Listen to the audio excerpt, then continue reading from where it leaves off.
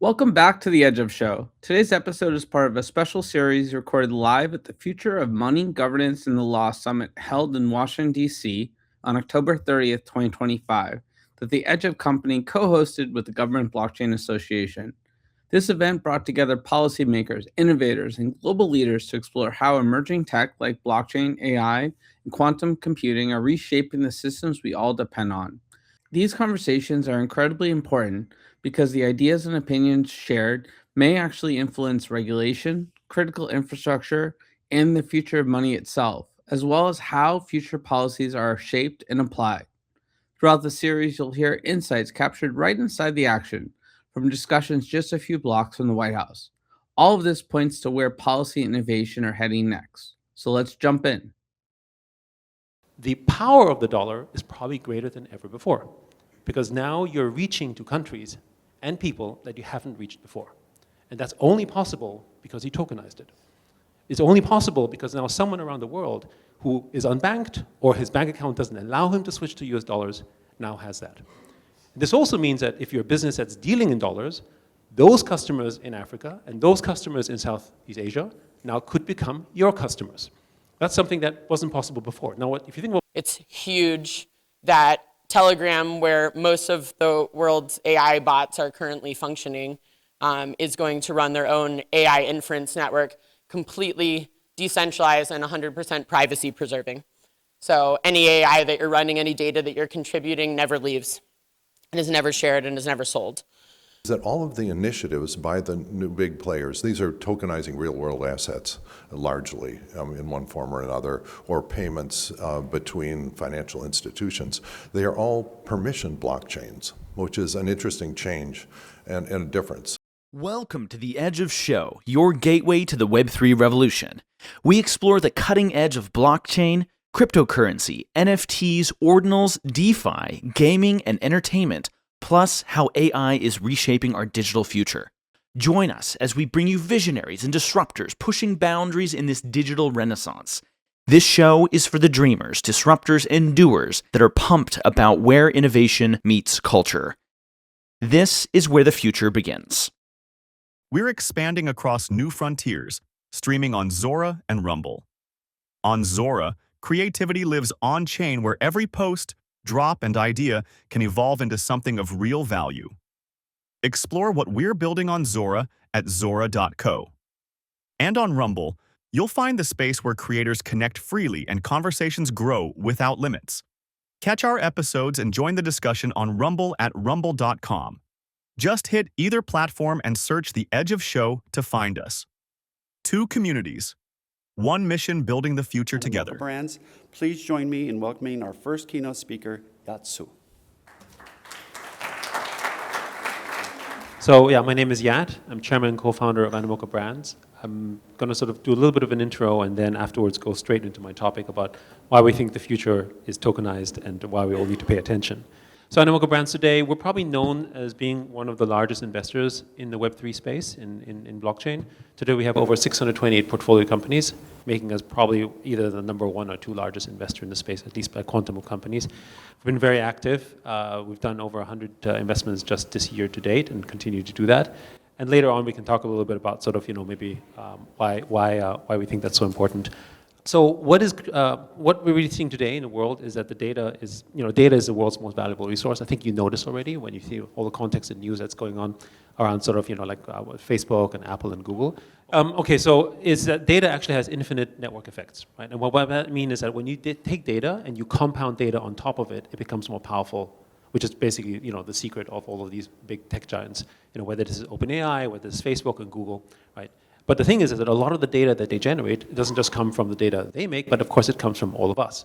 Whether we post stuff on TikTok or on Instagram, we're actually the resource. We create data, they basically create blocks of information, they become knowledge graphs, social graphs, and ultimately what happens, they create these incredibly powerful network effects.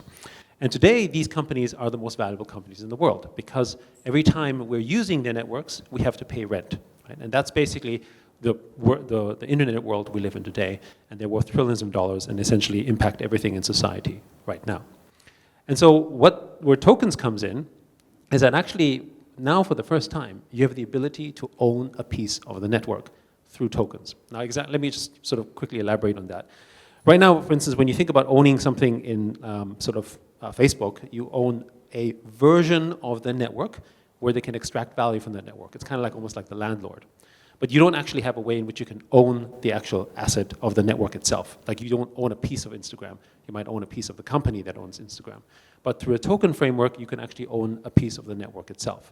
And with that, you actually then end up having a kind of sort of digital property right with that, because through the token construct, which is essentially no different if you think through blockchain, a way to certify your ownership in the network, you now have it as a capital asset, which means it becomes financial in nature as well. So it's not just used in forms of sort of utility, but it can also be used. But it can also be used where you can maybe trade the item or sell it to someone else, right? And it actually creates much more certain proofs. So in other words, it's kind of in a very simple way. Of course, I'm just simplifying this. That you're basically looking at likes and follows on something like Instagram as a kind of currency. And it is a kind of currency, right? Our kids already think of it as something of value, except you don't have a way of owning it, which basically tokens solves. All right, next slide, please. So this means for the first time we have tokens as a kind of network asset. And network assets was something that we couldn't have before. Like you could own real estate, you could have the protection from the law from that, but there wasn't a way in which you could actually show that you had ownership of any kind of network, even though everything that we do is built around network effects. Whether it's our friends that we have, our social graphs, our connections, they're actually all a form of a network. We just didn't have a way of representing that ownership, which basically is now possible through tokens. And what that means, you have the ability to basically spread the power of that network, just the way that the internet did in terms of spreading information. Now you can do this basically through tokens as an asset class. Now let me just elaborate some examples. If you go to the next slide, please. So take stablecoins as an example. So just because it's a network asset, by basically turning it into a stablecoin, does not mean that the value of the dollar becomes more valuable because it's a stablecoin. So it's $1 is $1. However, today, you have something like 150 to 200 million people around the world who are not Americans, many cases do not even have a bank account, are now using the US dollar. In Africa, in Pakistan, in India, in Southeast Asia, it doesn't matter. So in a way, you could say that the stablecoin is dollar colonizing the world, right? Which is a great thing probably for you here in Washington.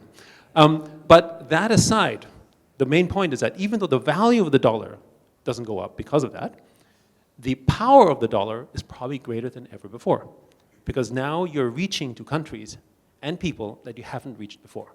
And that's only possible because you tokenized it. It's only possible because now someone around the world who is unbanked or his bank account doesn't allow him to switch to US dollars now has that.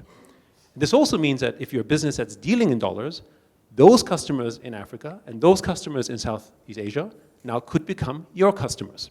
That's something that wasn't possible before. Now, if you think about what the internet did, is you could open up a website in America, and because of the internet, you can now deliver that information to Africa or to Southeast Asia. And now, basically, with stablecoins, you project that network power because now you can do commerce and business with them directly without an intermediary. So that's just one example, of course, of what it means. So basically, it's not just about appreciating asset value, it's also about distribution and power, which is another kind of network effect. Next slide, please. So one example here, though, of course, when we talk about sort of real-world examples is, we're doing something, for instance, here with student loans. So this is another example of which you can extend through tokenizing, essentially, stablecoins. You can basically create a kind of financing element where people, in this case, Philippines and Indonesia, but of course the rest of the world, can now actually receive student financing, but from someone all around the world without having to go through the traditional intermediaries, because essentially they can do it on blockchain. And we funded over 1 million students that way. So it's just another example of what happens. And in the same way that you can distribute information through basically the internet in sort of at scale, you can now do basically internet scale value distribution and money movement basically through blockchain. Next slide, please. And of course, this extends, the hot topic this year, amongst other things, is RWAs. We have a joint venture with Providence Labs, which is associated with Figure Technologies, basically to provide an RWA platform where every asset around the world, first starting here with HELOCs, but going into all sorts of areas, from rare art to other areas that you can now tokenize, and again, distribute to the rest of the world, and more importantly, to all sorts of people around the world who have these tokens, including stablecoins, who could potentially become customers, right? So you're basically reaching to a much wider audience. All right, next slide. Now, one of the really big superpowers of essentially tokenized networks through blockchain is that the network effects create the value, as in the value generated from each connection, like a typical network effect. However, they also have very steady rules that allow for self-organization. So that means the community construct becomes very, very powerful, because I now have a system in where the rules of the game, as it were, are completely clear and transparent to everyone involved, which allows people to self-organize within it. And you see this already happening in social networks and in games, but this basically is something that you can now do on-chain with people developing and making applications. It's kind of like a sort of hyper-organized open source community where the rules of the game are known. And so you basically create these powerful network effects because of this self-organization. Now, if I go to the next slide, what happens is that when you have a token and you have these self-organized systems and you have these communities, because they are priced as a property, there's volatility in the pricing in the market, they tell you much the same thing as what you see in share prices and commodities, as in they allocate resources, affect consumer behavior, and they signal information. In the same way that if gold is up or down, or if a share price is up or down, it tells you something about the market, right? And the digital commodity version of that is essentially tokens. And what is perhaps the most valuable, purely digital commodity right now on the internet, next slide please, it's advertising. So the companies that I had shared with you earlier in the world of Web 2 make most of their money, of course, through advertising, roughly $800 billion a year, right? Which is pretty big. And that's the attention economy. And there was no way prior to tokens of having a way in which you could own a piece of that network economy until this moment with tokenization. And attention is everything. When you think about people caring about how many followers they have on Instagram or on TikTok, they're caring about basically the attention that they're generating, but they're not making money from that attention because the platform is, right? And again, through tokens, you have a way of doing that. Let me illustrate that example if you go to the next slide. So over the last 4 years, something close to $50 billion worth of, I guess, tokens have been dropped to users over the last 4 years. Now that sounds like a big giveaway, and that's great, right? However, actually what happened is that it's really just the inverse form of marketing and advertising. Instead of paying Google, Facebook, and Apple money to try to reach to a customer like someone here in the room, it's basically saying, if you would like to use a product, here I have some tokens for you of my service. It's kind of like an IOU. You can choose to sell it if you want, but the likelihood of you using the product, because you've basically been given a voucher to use the product, is infinitely higher. Because I guarantee you that if you pay Apple and Google some money, they're not going to spend any money on your product. But the likelihood of an end user doing so is infinitely higher. In the advertising industry, for those of you familiar, we're told that the conversion rate of single-digit percentages between 3 to 5% is a great result. Anyone running a business with that kind of conversion rate would be out of business. So to me, the current form of digital advertising is probably one of the biggest scams out there, because we've been told this sort of lie that having single-digit conversion rates is great, but that doesn't work. So here the conversion rates are much higher. So this money, this advertising money, is going into the networks of the communities. Those communities are then re-spending that money in the ecosystem because it's actually creating real productive capital, which is why the blockchain industry has been growing over the last 5 to 7 years. Next slide, please. All right.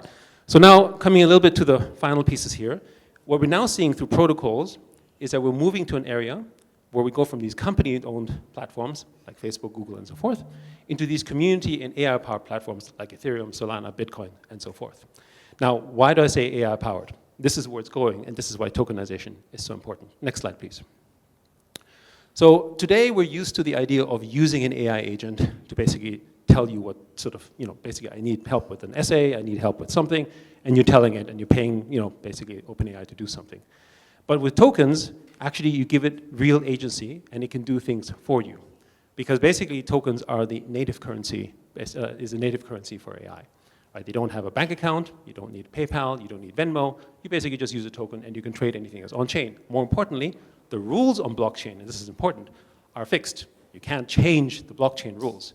Whereas AI can hallucinate, go wild, go crazy, but they're actually the ones that actually can now play on these rules. And I kind of think of it very similar sort of in human terms. Like, humans are crazy and we have little ideas and, we hallucinate and we create great innovations, but we do have the law and we do have people and we have systems that basically ground us as well, right? And that's what blockchain does for AI.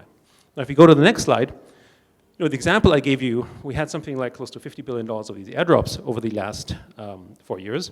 Well, what's the difference between being paid from a protocol or from a game versus from an AI agent? To an end user, no difference whatsoever. And how many people today, anyway, get paid from Uber or for any one of these companies and never interface with a human? I mean, we're already taking trust scores from people just looking at sort of seller and buyer ratings on Amazon without actually knowing whether they're true. We just make an assumption because we think 4 out of 5 stars is great. But actually we don't really know because we've been accustomed to this. And it's already happening. People in the blockchain world are already getting paid through AI agents because they have the ability to generate tokens or they have the ability to trade. Right? And again, that also means that AI agents now actually have true power. And if you think, as we do in the future, all of us are going to be ultimately using many AI agents that will do things for us 24/7, then you have to basically be relevant to that world. In the same way that if you're not on the internet 20 years ago, you become irrelevant. If you're not tokenized in some form or fashion with your product, asset, service, or whatever that you do, then you become invisible to the world of AI. And that basically means you have to think about how you tokenize yourself in the future in order to be sort of AI readable, as it were. Next slide, please. All right, so what does it mean? It means that the crypto asset class, to us, is a natural hedge to AI. Right now, what tokens is a different story. I'm not going to go into that. However, the point is that you need to be present in that asset class. In the same way that if you wanted to have a hedge against the growth of the US economy or the growth of the European economy, you're probably looking at real estate. Basically, the real estate, the asset class of AI, is basically tokens. Next slide, please. All right, so just a few closing thoughts. What is one of the biggest areas of growth in this area where people are coming in? It's through gaming, particularly in Asia. We think of gaming as probably the most sort of skeuomorphic interface for the world of blockchain because virtual currencies like tokens and skins is like NFTs. And for those of you who have observed recently what happened with the skins over at Steam, where they basically changed the rules and destroyed roughly $3 to $4 billion of market value, this basically makes the need for having true property rights in gaming even more important. And there's about more than 60 to 65% of the world that's online is actually playing games. Next slide. The other area, of course, is that the number one use case in AI right now is actually in gaming, more than OpenAI. We see all the headlines in terms of usage because of the productivity, but actually when we deal with NPCs, when we're dealing with when our children are playing with games, or when you're playing games, you're actually getting an AI that's pretty dumb telling you what to do. Go to this thing, do something here, explore this area, buy something from me. That's an AI, just a really dumb one, right? And that's getting better and smarter. And that's going to be the big interface where a lot of people are going to basically be onboarded into this world through tokens as well. And before we go into sort of thinking that, a lot of people are like, well, what's gaming got to do with everything here? If you go to the next slide, if it wasn't for gaming, we wouldn't have NVIDIA. Now, it was NVIDIA, because of the GPU, because we all had an insatiable demand for essentially being able to play games in the best possible way, we funded essentially all of this activity that enabled NVIDIA to become the company it is today, and then eventually went to Bitcoin mining and basically AI compute. But it was with gaming first. And if you look at the history of human innovation, generally speaking, we all start with often very whimsical things before we get into more serious things. And again, this is a good example of that. So again, similarly, we think gaming is going to drive a lot of this mass adoption into this era over the next couple of years. Next slide, please. All right, so we talked a little bit about sort of what type of assets, what kind of tokenized assets are going to be relevant here. And we all know the value of Bitcoin, and we all know what is relative to the other asset classes. Huge growth opportunity, you've probably heard it all, and we're super bullish on Bitcoin. But the one asset class that I think we need to pay more attention to is the area of altcoins. Now, altcoins are all the other tokens out there, typically, alternative tokens, and that's kind of, to us, where all the growth is happening. People are not joining the world of blockchain and tokens because of Bitcoin only. They're joining it because they got into because of the Ton ecosystem, or because of Solana, or because of Ethereum. They're actually driving the growth. But, next slide, please. Similar to the market today, gold is 27 trillion, depending which way you look at, but the stock market is 126 trillion. And if you add the private market company caps onto it, that's probably closer to 200 trillion. What are we all using? We're using the company products. We're using Google, we're using Apple, we're using NVIDIA. But of course, we might save in gold. But NVIDIA is $5 trillion. Amazing, still much smaller than gold. But collectively, all the companies are bigger than gold. And so to us, this represents the sort of disproportionate opportunity, because all of the innovation that you're all driving here in the US in terms of companies building are not building on Bitcoin. They're launching their own altcoins, or they're launching using the altcoins. And that's basically going to drive the similar type of growth area where we think altcoins ultimately are going to eclipse Bitcoin in total value.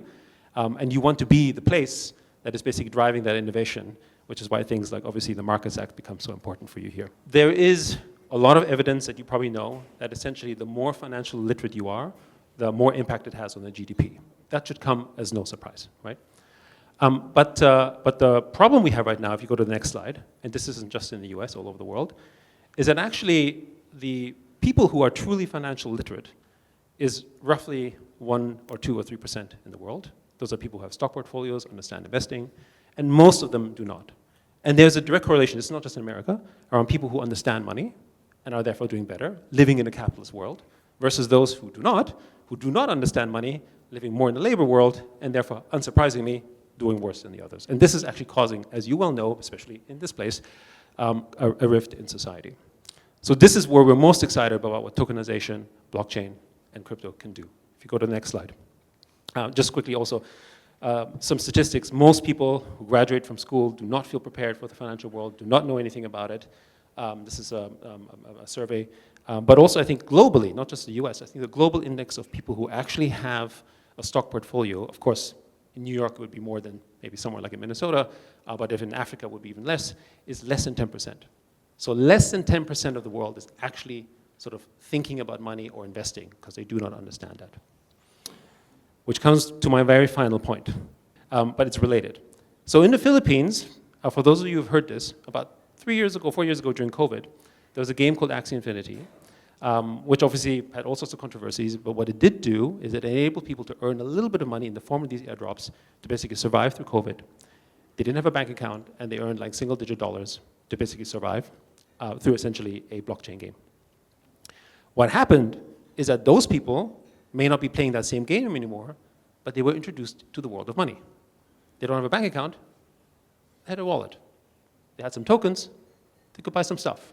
Their friends started thinking about investing, and they started learning a little bit about money. And today, the Philippines is actually one of the most progressive, I guess, blockchain sort of advocates, precisely because it's lifted millions of people out from their classic forms of financial illiteracy into a more financial literate world because of, in this case, blockchain gaming, but any kind of activity, because they were able to touch something of money and learn from that. Now, when you think about how have we learned about money, typically not from school unless you study economics. Our children learn it through trading Pokemon cards or baseball cards or other things like this. They come from points of passion, of interest that we care about, right? Not, my mom, we tokenized sort of a musical instrument that was very valuable, a Stradivarius. And the impact and the influence was kind of interesting because my mom, who's a musician, would never buy Bitcoin because she doesn't really care about that. She's 80 and she's like, whatever. She's not gonna buy Tesla stock, but she would buy a piece of a Stradivarius because it means something to her. And from that, she started to learn a little bit about money. And from that, she started to understand about asset appreciation. And that, to me, if you go to the next slide, is a true superpower of Web3, crypto, and blockchain. We used to have this thing called digital literacy, where we didn't know anything about the internet. My boss, back in AT&T, 25 years ago, God bless him, I had to print my emails so he could read them. That may sound like a familiar story for some of you, but that's because he wasn't familiar. Anyone who's not digital literate today is kind of out of business, but also not informed, and more importantly, it's changed the world as it is, because now everyone is digital literate, right? What Web3 will do is turn the world financially literate, because every asset that you own, whether it's a game asset, whether it's a token, whether it's an activity, becomes a kind of financial asset, and you learn about money that way. And imagine a world where 90% or 80% of your population actually understands a little bit of money, is financially literate. It has a complete change in your capital structure, complete change in liquidity, but also there won't be, this whole thing about sort of, like scams in the same way because you're more informed. I mean, for those of you back in the early days, you had like these sort of internet scams, right? Most people don't fall for that anymore. Similar for financial scams today. All of that will change when we make things more financially literate, people more financially literate, and we think that is really the true potential of blockchain. Thank you.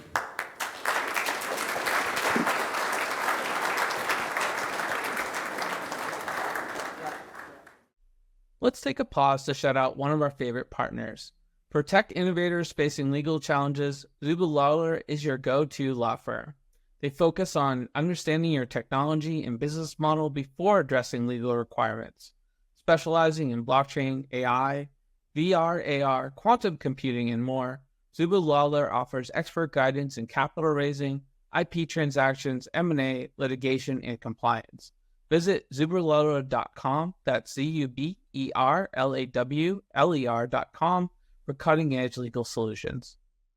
So next what we have is we welcome a U.S. congressman with a PhD in physics and a leadership role in shaping blockchain-related legislation on Capitol Hill. He's also the co-chair of the U.S. House Congressional Blockchain Caucus. Please welcome Representative Bill Foster.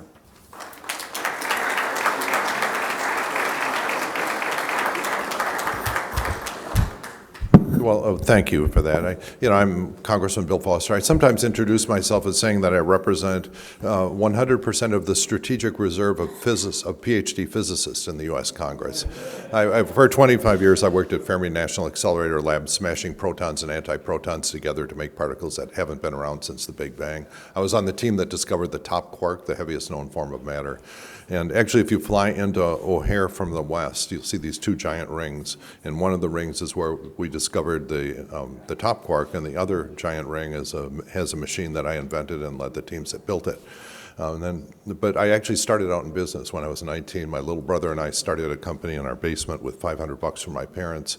And that company now makes about 60% of all the theater lighting equipment in the U.S. So we do hardware, software, and it's about 1,600 people, about $450 million a year. And as of last year, it completed the transition to an ESOP, so it's 100% owned by the workers that built it. So it's so that's my history in business. In Congress, I've been in Congress ever since March of 2008. Okay, so right before everything hit the fan, I was put on Financial Services Committee, and so I watched as the 8 failed bankers came in and told us we had to fork over $700 billion of U.S. taxpayer money, or the banking system would collapse. So I bear the scars from that. But at this point, I am now the lead Democrat on the banking subcommittee, and will be the chair if Democrats have a good election next time. And so I've been, obviously thinking about digital assets for a long time. I think, I first encountered it, not long after they came into existence because of a long interest in cryptography. And actually, a few years ago, I have a tradition with my son where every Christmas we celebrate my teaching him how to code by doing a software project. And a few years ago, we said, okay, let's make a blockchain client. And so we sat down and made a primitive blockchain client. So I sort of know what the whole technology stack is here. And I'm also, in my previous career, I've been a chip designer, hacked operating systems. So I pretty much know the whole technology stack. But spent a lot of time thinking about, where all this is going. And I was struck, last week I went to a Federal Reserve held a conference on the future of payments. And it was a very well-attended conference. Well, there were obviously not few members of Congress. I think I was the only one there, and it sort of surprised me. But it was and it had a lot of big players describing their blockchain initiatives. Firms like J.P. Morgan and DRW and Franklin Templeton and BlackRock. Major players are now. And there were a few observations. Well, first off, okay, this is mainstream. Just the idea that you're having, and they had luminaries from the crypto world there. The guy that does Chainlink, the Oracle. Basically manufactures oracles, and so this was a really interesting. You could sort of see the change over the last year or so, that the Federal Reserve would not have been having that kind of conference a year ago even. And so it was interesting. There were one of the observations that really struck me, and actually I asked the question and everyone said, yeah, that's pretty much it, is that all of the initiatives by the new big players, these are tokenizing real-world assets largely in one form or another, or payments between financial institutions. They are all permission blockchains, which is an interesting change and a difference. It has to do, for like SWIFT, for example, described their system, which is a very heavily permission blockchain because that's for large interbank payments. But and so I think what it seemed to be, the people were separating out there's a merit of blockchain as a non-falsifiable ledger. And everyone buys into that. There's a separate thing having to do with the decentralization, and that one is still sort of up for, it's still a jump ball. You can see that in the Genius Act that just passed. In order to get it through the Senate, you actually had to have a cease and freeze. You had to have, there's a request for information from the regulators on how do you deal with illicit uses of crypto, and that gets directly to identity. In the previous Trump administration, the basic proposal was we were going to have mandatory KYC on wallets, which is something that would solve the problem. There's a huge problem there, is that you have to say, how do you actually assert your identity, even to establish ownership of wallet? And what's happened there is the ground has moved there internationally a lot. There are many countries that have led this. I mean, Estonia and digital citizenship is sort of the most famous one. But you can see the EU, within, I think, a year, every citizen of the EU will have the ability to get out their cell phone, smile at it, and present their citizenship app that proves they are a legally traceable citizen of the EU. You don't have to use it, but it's a tremendous capability. England, just very recently, became, I think, the only major country besides the US that doesn't have this. And it's really interesting to see how that, having a solid basis for identity, once you have a basis for identity, you can put all sorts of additional credentials on top of it. You can say, I am a seasoned investor, all sorts of things. I'm a Harvard graduate, whatever you want, you can attach to that, but you need that basis identity. Everyone sort of creeped out about having Sam Altman with his orbs and stuff like that be the keeper of that identity, but something like that has to happen. And the way it works, I mean, when I think about it, first off, all the standards for that are in everyone's cell phone. They're in Apple and Android, and that's why they interoperate.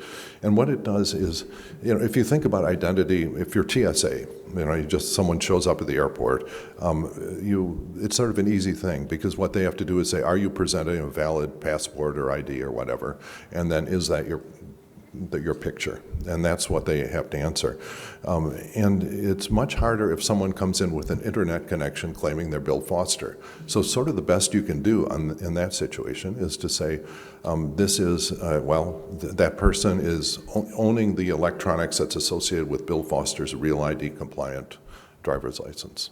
Because of these mobile IDs. And so that relies on the trusted electronics in your cell phone, the trusted key storage in your cell phone, and your cell phone's ability to biometrically recognize you, which is getting sort of frighteningly good, actually. They've got accelerometers in cell phones so that my cell phone knows what it feels like to be in Bill Foster's back pocket as I'm walking around. And if that gate changes, then when they do the operating system call that says, what's the probability you've been stolen, that number will change if my gate changes on there. Anyway, so this is happening around the world, and it's happening on a state-by-state basis in the U.S. But then I think that's a key part of this. It's part for the normal banking system is also just the ability to do KYC just to onboard customers is a huge advantage. And that also, having a solid ID system really allows a tremendous ecosystem to be built on top of that. You can see that in India. In India, they have a very extensive, I think it's the most extensive personal ID program. But in India, if you want to give a beggar 3 rupees, you both get out your cell phones, authenticate, smile at your cell phone, authenticate to your bank account, and transfer 3 rupees with 0 fees. And so this is the most inclusive system. It's all open sourced, and India is now, selling it to multiple significant countries like Malaysia and countries like that very much like not to pay the credit card fees that we pay in the West. And so this is, I think, I told the Federal Reserve had a banking conference that was all wondering about the future of credit cards. And so I said, look, that is that's the competition. And so that this is, the ground is shifting in many, many directions here. But I think the tokenizing of real world assets is an interesting thing. And when I went to the conferences and just listened, both of these conferences, and one of the things I came away with, first off, the trend toward new initiatives being permission blockchains, where you actually know the identity of participants. And then secondly, that for consumers, they kind of want that a consumer, if you're going to have a big part of your net worth, like the ownership of your house, it is a good thing to have it on blockchain because it's a non-falsifiable ledger. You know, it makes it harder to steal your house if there's a non-falsifiable ledger behind it. On the other hand, you don't want to be in a situation where someone hacks your electronics and steals your house. Okay, and so so you actually need, and consumers want, a trusted third party that's capable of de-anonymizing and reversing transactions. This is the seize and freeze that was put into the Genius Act, really as a condition of getting it through the Senate. And so industry is going to be thinking through that for the next several months and probably forever as to exactly how that's going to work. But it really, I think in the US, it appears to be showing up as a precondition for further progress. So, you know, I can see your gears are spinning in your head about what that implies for different business models. But it's actually, that's my best guess as to where things are going on here. And it's, you know, it changes a lot of things, but it leaves a lot of things the same. Anyway, I don't know if I have time for questions at all. I'm happy to answer anything about, if you have questions about high energy particle physics, I'm happy to answer that, or theater lighting, or, yeah. Sure, yeah. What about yield on stablecoins? Oh, yeah, that's another, yeah, the yield on stable, all right. That's very contentious among the banks. You know, for many years, the Federal Reserve has resisted what's called narrow banking. And stable coins that give interest are essentially narrow banking. The reason they've done this is in large part for small community banks and even large banks. If all of the people in, you know, small towns or small communities that depend on their bank, if they say, you know, I'm going to pull my money out of deposits in my bank and put it into stable coins where I can get maybe even a higher yield, that is going to suck the blood out of small community banks. And this is why narrow banking has been resisted by the Federal Reserve for a long time. And so interest-paying stable coins are the same mortal threat, maybe even more so because, you know, young kids will just get out their cell phones and do that. And so that is a huge, and there was a formal prohibition on that, and then it took, you know, people in this room about 30 milliseconds to figure out how to effectively pay interest rates, even if there's a nominal prohibition, by getting, you know, you put in an exchange and get money for that. You know, there are various ways to effectively get interest if you own a stable coin, even with a nominal band on it. And that one is another one we're going to have to figure out, because it's, you know, it's a real threat to something that's important, you know, not just in rural America, but really around the world. And we have to figure out how that works. The other thing we have to figure out for stable coins is, you know, what happens if a stable coin gets hacked or fails or something like that, and the assets, if it's not 100% backed by absolutely solid assets, then you have a situation where you're going to have to bail out a stable coin. And that was a big issue when it was going through the House, and actually it ended up being a partisan vote where the Republicans voted to have a federal bailout of stable coins, and Democrats didn't. And I think that's going to, if we have a big taxpayer bailout of a failed stable coin, it will make the whole industry here toxic, so be very careful. It's my advice to any of you contemplating stable coins, because there is a huge political risk if we have to repeat the bank bailout over a failed stable coin.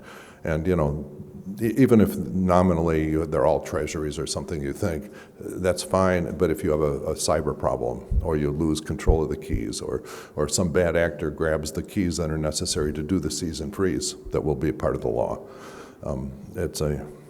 Anyway, so this is, I wish I had more than 10 minutes to discuss everything here, but I just want to thank you for being here.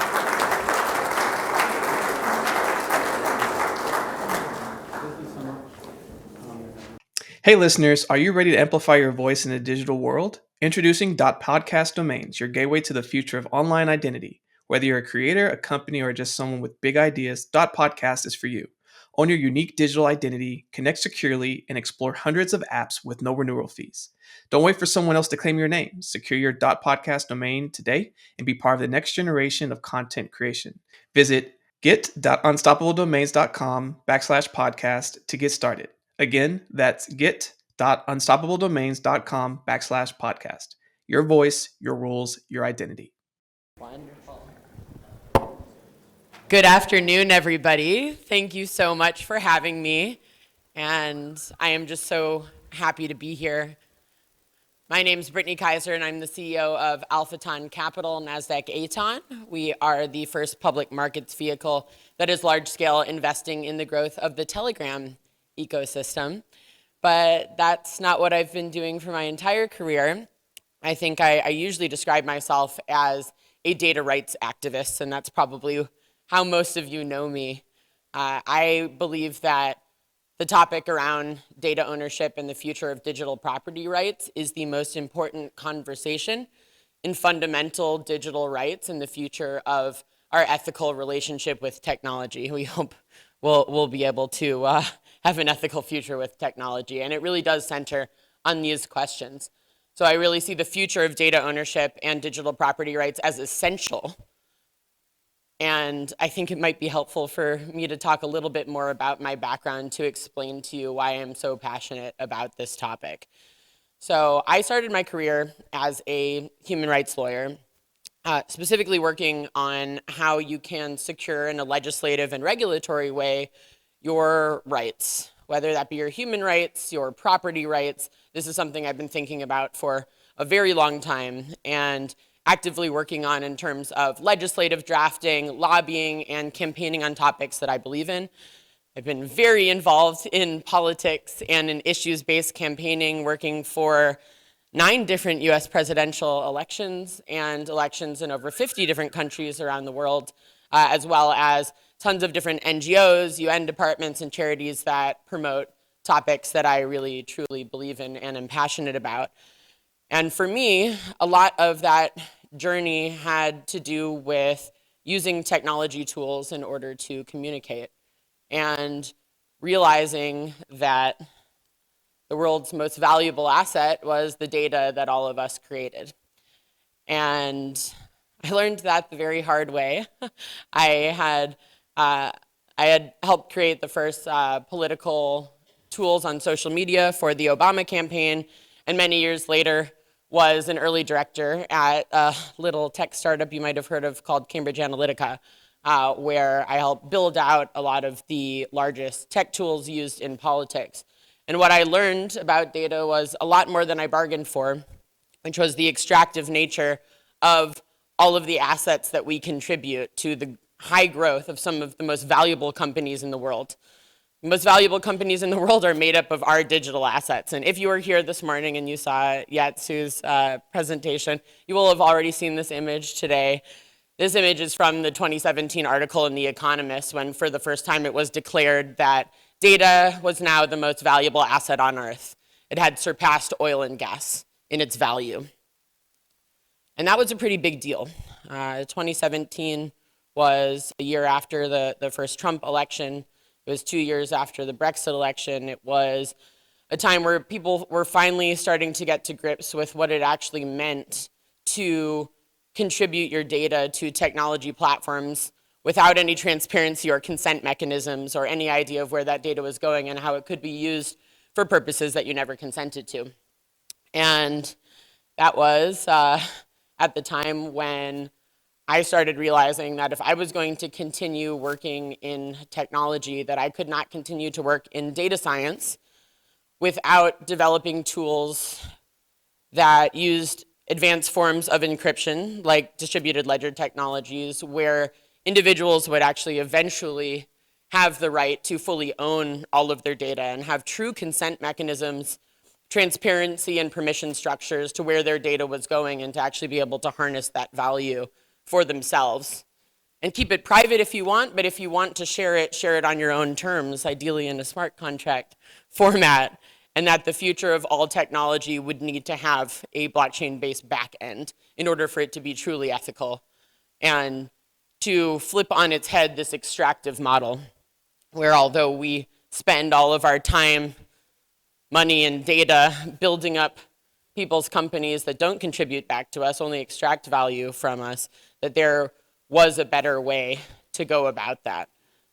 So those of you that do know me know that I left Cambridge Analytica as a whistleblower, and over the past 8 years, I have been one of the leading activists on defining data ownership in law so that you can own your data and digital assets as intangible personal property.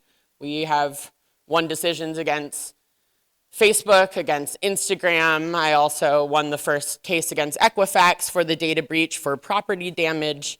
I helped co-write the first bill in the state of Wyoming that said your digital assets are your intangible personal property that we passed in 2018.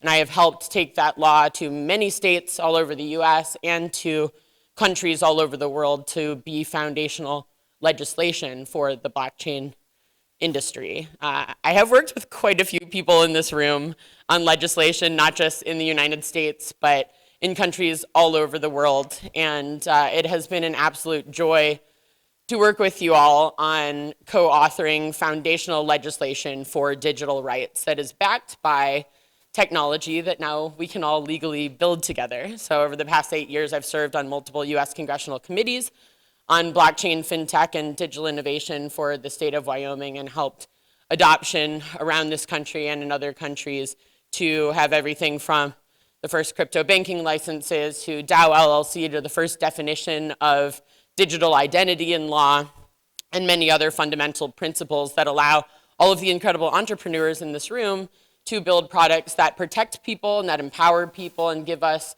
not just financial inclusion tools, but the true ability to interact on our own terms in the digital space, which I think could not be more important.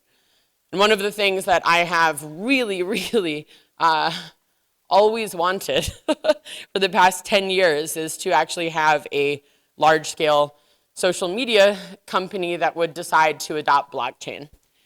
I think we all remember in 2018 when Facebook came up with a little idea called Libra. At that time, I just left Cambridge Analytica. I was not yet a whistleblower, and I was looking at what am I going to do next. I was pretty sure I was going to go full-time into crypto.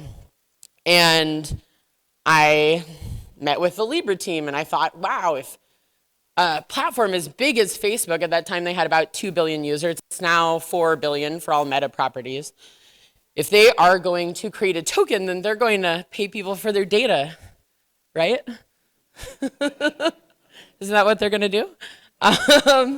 And Facebook could become the most benevolent, amazing financial inclusion tool in the world. So I went to go meet with the Libra team and asked them their intentions for the token, and it had nothing to do with paying people for their data, but just taking more data from people and paying themselves. So instead, I went to Guardian headquarters and gave them a copy of my work computer.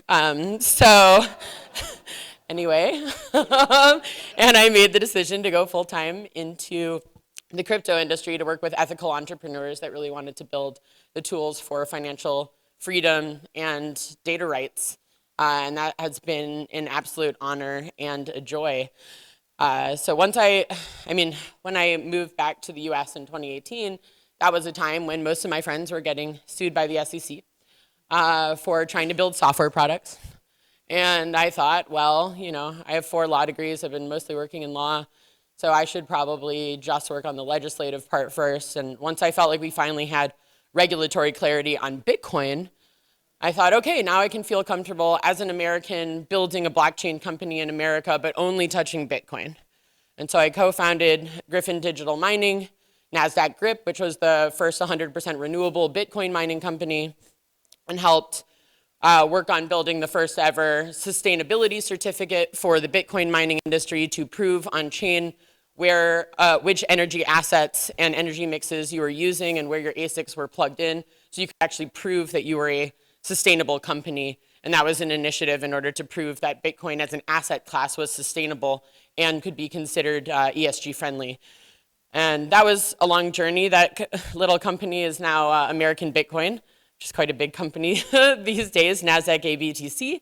And I felt like, okay, great, I managed to do a big Bitcoin company. That's very exciting. But now in America, we have regulatory clarity on a lot more than just Bitcoin. And I've been waiting for this for 15 years. This is so exciting. So I thought, well, besides Bitcoin, what is one of the most exciting opportunities for the intersection between non-Bitcoin cryptos and the decentralization of social media? And that's Telegram and the TON blockchain. So this brings me back to what I'm doing today. I think most of you here probably have Telegram on your phones. Raise your hand if you have Telegram on your phone. Basically everybody. 87 million Americans have Telegram on their phone. And over 1 billion people around the world use it monthly. The top 5 most used apps in the world are WhatsApp and Instagram, both Mark Zuckerberg-owned properties of Meta. Then there's TikTok and WeChat and Telegram. One of those 5 is not like the other. So Telegram, if you guys don't know the story of how it got created, founder Pavel Durov, who's the founder and CEO and 100% owner and shareholder of this company, he was originally the founder of vContact, which was a competitor to Facebook, until the Russian government tried to force him to give access to protester data. And he refused to do it, so he sold it and left the country. And in order to give his network and his friends that were protesting access to the first ever encrypted messenger, so that the government couldn't get access to the information that protesters were sharing with each other, he started what became Telegram. It was just for his friends and his network to use to be safe while protesting, and it went viral. So he decided to start it as a company, but that was the invention of encrypted messaging, which since then, obviously, every other platform has copied. He also then invented exploiting messages, so that even if you deleted a message on most servers, especially Meta products, if you delete something, it's still on the Meta server. It doesn't go away. But with exploiting messages, the data is actually gone. It's true privacy in messaging. So he invented that. Obviously, Signal and some other platforms took that, but he invented it. And over the past decade, Telegram has grown to be in the top 5 most used apps in the world, but is the first one to actually integrate blockchain completely on the back end. So they've now fully vertically integrated the TON blockchain, where you own all of your digital assets in Telegram. You own your handle on-chain. Their in-app currency, SARS, is on-chain. Your in-game assets, your gifts, your stickers, all of this is on-chain. And as of July 22nd, even the 87 million Americans now have a crypto wallet. So 1 billion people around the world actually have a crypto wallet on their phone. They might not know it's there, but it's there. So what I believe is that Telegram and the TON blockchain is the biggest opportunity in the world for not just financial inclusion, but for people to actually adopt the use of crypto and blockchain technologies, because it's already there. And anyone here that has worked in consumer applications knows it's a lot harder to get someone to download something new than to just open up and click something different in an app that they already own and are already familiar with. A lot of people think of Telegram as just a messenger, though. It's an entire social media ecosystem. And because it's open, because it's now decentralized and everything's on chain, it is a huge opportunity, not just for the crypto community, which generally exists on Telegram. That's what we all use for communications and business and everything. But really for the wider adoption of an ethical alternative to some of these other products that might be in our daily digital lives, like WhatsApp, Instagram, TikTok. I think that's a pretty popular topic these days. But there is really a true alternative. So a little bit more about Telegram that you might not really know or realize. Obviously, it's an awesome opportunity to combat some of the legacy social media issues, which they lack a native payment and economic layer, and they're not open development platforms. It's completely centrally controlled by the company. So a lot of crypto companies especially have never gotten approved by Meta in order to do a WhatsApp integration, for an example. So it's still very, very difficult to actually do business on some of these closed platforms. With Telegram, it's open, you build it, you launch it, it works. And it's very cheap to do so. And obviously, it combats a lot of the legacy technology issues, because while Apple and Google completely control the app layer and give access to a lot of people around the world and users, it's very, very expensive and very time consuming to get approved to get an app through on the Google Play Store and the iOS Store. And that is, especially for businesses that have very small profit margins, it makes it very, very difficult to do business. The Telegram ecosystem is incredibly exciting because of the massive user base and how easy it is for developers to participate in it. And now that everything is on chain and you can earn ton for participating, there's now that incentive to actually develop on social media, all different types of businesses and participation ways. Even yesterday, Pavel Durov, who only speaks like once or twice a year, he announced that Telegram is now launching the world's biggest decentralized private AI network. So the world only found that out yesterday morning. It's huge that Telegram, where most of the world's AI bots are currently functioning, is going to run their own AI inference network, completely decentralized and 100% privacy preserving. So any AI that you're running, any data that you're contributing never leaves and is never shared and is never sold, which is absolutely huge. And so if you contribute GPU power to this, it's called Cocoon AI, then you can earn ton. So you're mining ton by participating in running the AI network.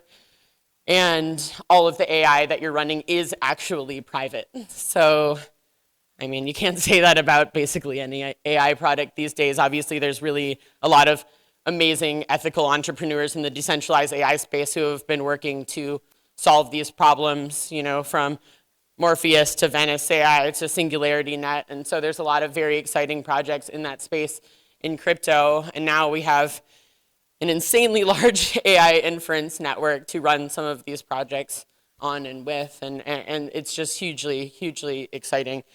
And AlphaTon Capital is very proud to be investing heavily in GPUs in order to help process and secure on this new network that is going to be launching mainnet next month. The Telegram is really growing with institutional support. Obviously, as I said, Pavel is the 100% owner of all of the shares of Telegram because he never wants anyone to have influence over his decision to never sell any of his user data. He doesn't sell any user data. He doesn't give access to user data to governments. And that is something that he is very steadfast about. And that has caught a lot of people's attention. A lot of the biggest funds in the world have all invested in Telegram bonds because he won't sell any shares, or in large-scale allocations of the TON token, which is now their native token. And so from Sequoia to Ribbit to Benchmark, Pantera, Coinbase, everybody's invested in Telegram and TON, which is hugely exciting.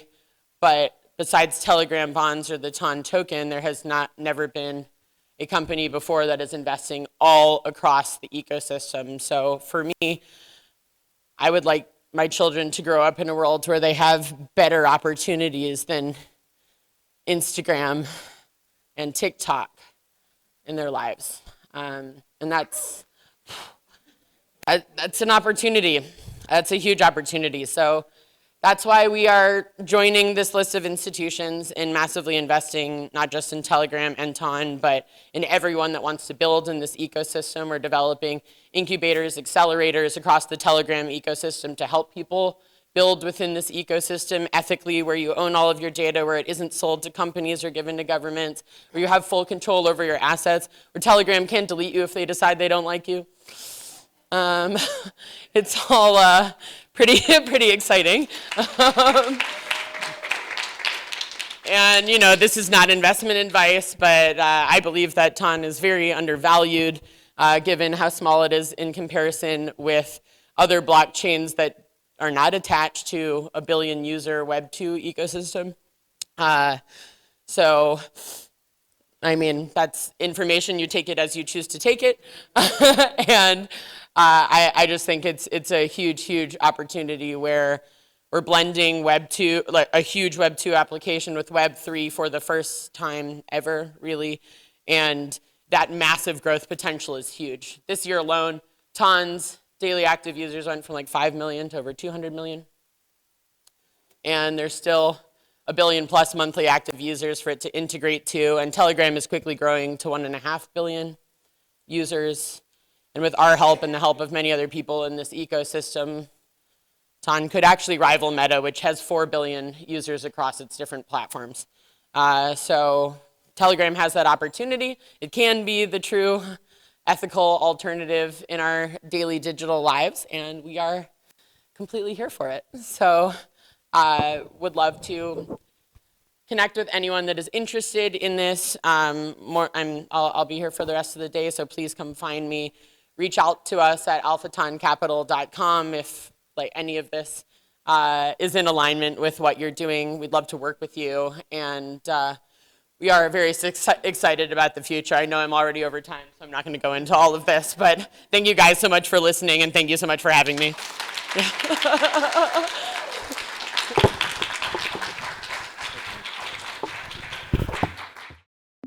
We've reached the outer limit at the edge of show for today. Thanks for exploring with us. We have room for more adventurers on our starship, so invite your friends and cool strangers to join our journey. If you're among the hundreds of thousands following us on Spotify, iTunes, iHeartRadio, or watching us on Myco or YouTube, please hit that subscribe button, rate us, and make an awesome comment too. And don't forget to pass this episode along to a friend or two who would benefit from it. Doubling back to again, recommend checking out myco.io, where you can watch The Edge of Show and earn for your time and attention. That's myco.io. Don't forget to visit theedgeofshow.com. The is part of the domain name, where you can learn more about collaborating with us and also subscribe to the Edge of Weekly newsletter for the latest Web3 news, events, and show drops. In addition, connect with us on all major social platforms by searching for The Edge of Show. Join the exciting conversations happening online. Lastly, be sure to tune in next time for more great Web3 and AI content. Until then, keep pushing the boundaries. Thanks again for hanging out with us today. The views and opinions expressed on The Edge of Show reflect solely those views and opinions of the show host and its guests. Please make sure to do your own research. Our show is not financial advice. You understand that you are using any and all information on or through this podcast at your own risk. Whenever making financial decisions, we recommend doing your own research and talking to your accountant for financial advice. From time to time, we may feature sponsored content on the show for which we receive value, and we may share links for which we receive a commission if you make a purchase through one of these links. Refer to our website, www.edgeofnft.com, for our full disclaimer, terms and conditions, and privacy policy.